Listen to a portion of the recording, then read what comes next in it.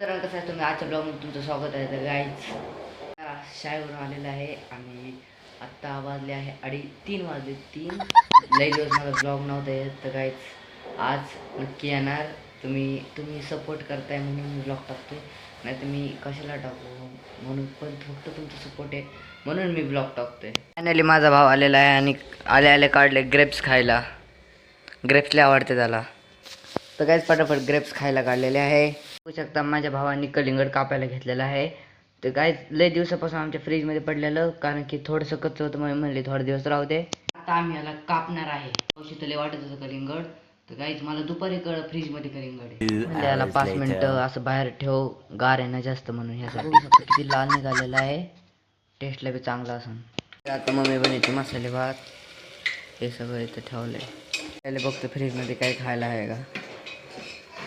त्यांनी पातेले काढलं बघतो तर दही येते त्याच्यात. काय नाही तसं. मम्मीने आता बनवलं आहे जेवायला सांबर आणि भाकर आणि भात ठेवला आहे.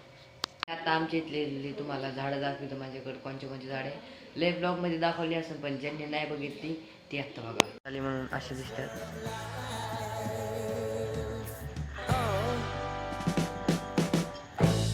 You seem to easily forget how to place your bet when everyday life gets. Good morning. तर गाईज मी आता सकाळी उठलो आणि आताच वॉकिंगवरून आले आणि सायकलिंग बी केली आणि आता करतो चहा. तर फटाफट याच्यात टाकू आपण चहापत्ती.